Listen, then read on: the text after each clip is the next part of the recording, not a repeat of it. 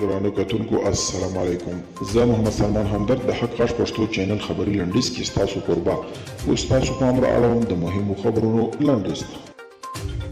د راپورونو له مخې روسیې خپل پوځ د نظامي تمریناتو په موخه د تاجکستان، افغانستان او ازبکستان ترمنځ پولې ته لیږي.